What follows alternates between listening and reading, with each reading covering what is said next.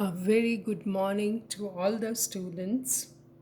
Indian economics में हम पढ़ रहे हैं लैंड रिफॉर्म्स इन इंडिया। अभी तक हमने देखा कि लैंड रिफॉर्म्स के एलिमेंट्स क्या हैं, why do we need land reforms. हमने दो रिफॉर्म्स को डिटेल में पढ़ा। टू इंटरमीडिएट्स को कैसे ख़त्म किया गया, ये जमींदारी सिस्टम, महलवारी सिस्टम, रॉयतवारी सिस्टम, इनको ख़त्म किया गया। और किसान को टेनेंसी रिफॉर्म्स भी किए गए, स्वामित्व की व्यवस्था की गई। हमने कल डिटेल में पढ़ा था कैसे फिक्सेशन ऑफ रेंट किया गया, सिक्योरिटी ऑफ टेन्योर किया गया, उनको ओनरशिप राइट्स दिए गए। आज हम जो हमारा थर्ड मेजर रिफॉर्म था वो था लैंड सीलिंग को लेकर। लैंड सीलिंग का क्या मतलब है? Maximum limit on the quantity of land which an individual can hold.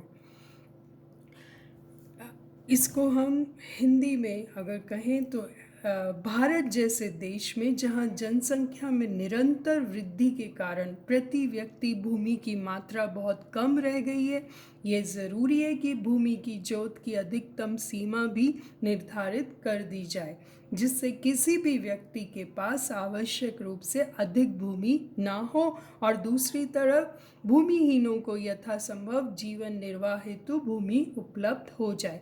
यदि सरकार एक निश्चित सीमा से अधिक संपूर्ण भूमि स्वयं ले लेती है और भूमिहीन व्यक्तियों में वितरित कर देती है तो इसको हम क्या कहते हैं? अधिक भूमि की अधिकतम सीमा का निर्धारण। The ceiling legislation has been passed in all the states, though the level is different for different states. Punjab में it ranges from 27 acres to 100 acres. In Rajasthan 22 acres to 2336 acres. तो हर स्टेट ने अलग अलग fix कर दी सीमा, अधिकतम सीमा निर्धारण। दो कार्य आवश्यक रूप से करने होते हैं सीमा निर्धारण के लिए कि भविष्य में खेतों की आकार वृद्धि को रोकना तथा जो खेत पहले से ही बड़े हैं उनके अतिरिक्त भाग को भूमिहीनों में बांटना। भूमि की अधिकतम सीमा निर्धारित करने के उद्देश्य क्या है कि सामाजिक न्याय मिले, भूमिहीन को भूमि मिले, जो भूखंड बहुत बड़े हैं उन्हें उचित आकार प्रदान करना जिससे कि उनका उचित प्रबंध हो सके, फलस्वरूप कृषि उत्पादकता में वृद्धि हो सके, देश के अधिकतम लोगों को रोजगार की भी व्यवस्था करना। भूमि की अधिकतम सीमा का निर्धारण करते समय कुछ बातों का ध्यान रखा जाता है। कुछ राज्यों में भूमि को मानक स्तर दिया गया है। इसके अनुसार भूमि की सीमा उपज के आधार पर निर्धारित की गई है, जिसमें राजस्थान, पंजाब, मध्य प्रदेश, त्रिपुरा, उड़ीसा कुछ राज्य शामिल हैं। और कुछ राज्यों में भूमि का मानक स्तर लागू नहीं था, वहाँ पर सिंचित व असिंचित भूमि की अधिकतम सीमाओं का अंतर देखा गया। इस प्रक्रिया में जो राज्य शामिल हुए थे वे थे मणिपुर, असम, जम्मू कश्मीर, केरला व पश्चिम बंगाल।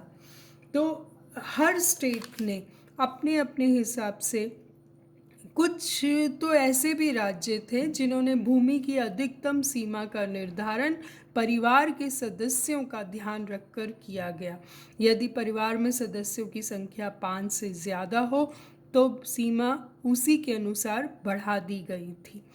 तो हम देखें कि हर स्टेट ने इसमें जो सुझाव थे सीमा निर्धारण में वो राष्ट्रीय कृषि आयोग ने सुझाव दिए और उन सुझावों को लागू किया गया और भूमिहीनों को प्राथमिकता दी जो उस कृषि भूमि पर काम कर रहे थे और 5 इकाइयों के परिवार की परिभाषा को स्वीकृत किया गया। इसमें बहुत सारे रिफॉर्म्स किए गए, लेकिन ऐसा था कि बहुत सारी प्रॉब्लम्स भी आई लैंड सीलिंग ज़रूरी भी थी क्योंकि इससे इक्वालिटी आई लैंड ओनरशिप में। दूसरी बात, जो पुअर फार्मर्स थे उनकी कंडीशन में भी बहुत इम्प्रूवमेंट हुआ क्योंकि वो भूमिहीन मजदूर थे और अब वो उसके मालिक बन गए थे।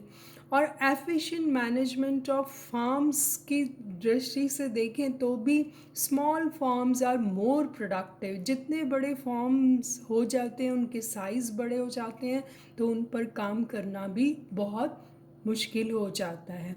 And to encourage cooperative farming among farmers, land ceiling इसलिए भी की गई कि अगर खेत बड़े हैं तो उनमें थोड़े सहयोग की भावना आए और कोऑपरेटिव फार्मिंग भी इससे उनको करने की थोड़ी इंसेंटिव रहे।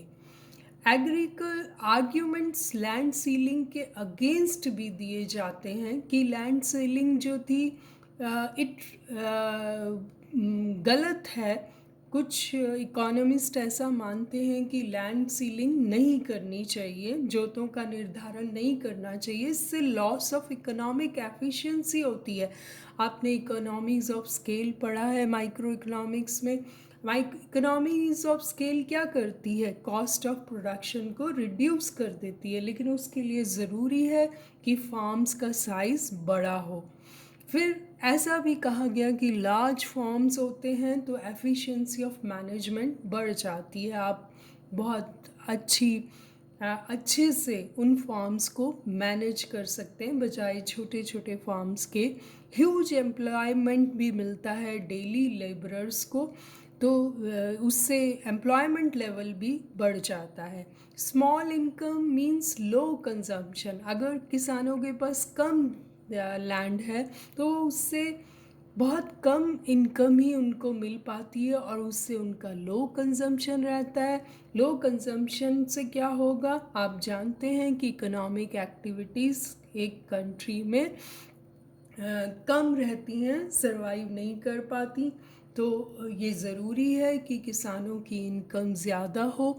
तो इसके लिए ये कहा गया कि अब लैंड सीलिंग के अगेंस्ट जो दिया गया कि लैंड सीलिंग नहीं होनी चाहिए, लेकिन कुछ इकोनॉमिस्ट का मानना था कि लैंड सीलिंग भी ज़रूरी है।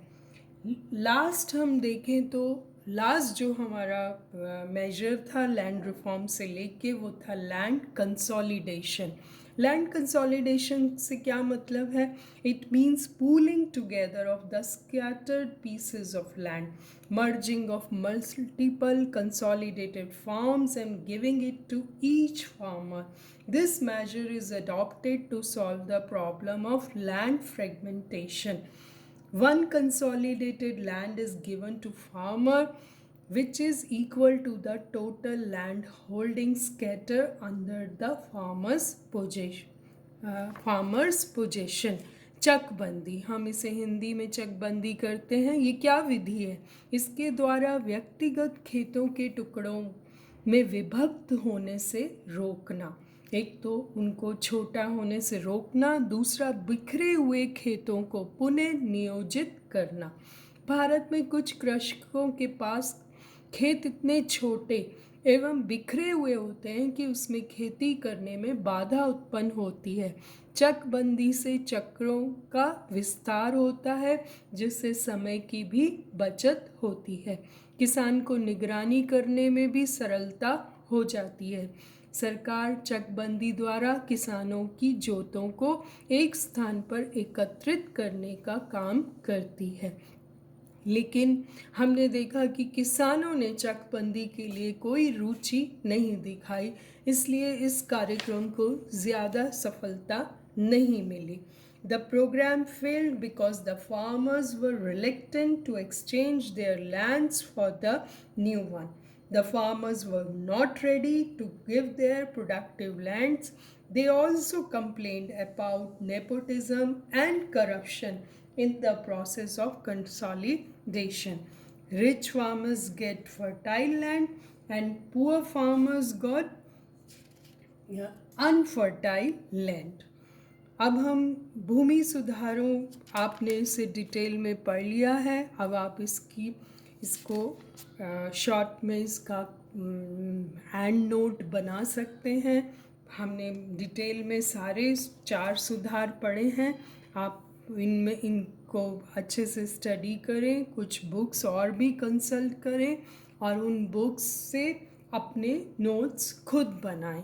मैं तो यही कहूँगी कि आपको अपने नोट्स भी बनाने चाहिए, ताकि जब एग्ज़ाम्स का टाइम आए तो आपका टाइम सेव होगा। आपको सब बुक्स से नहीं, नोट्स एक जगह मिलेंगे तो you will be able to read them अच्छे से, और you will be performing very well in your exams.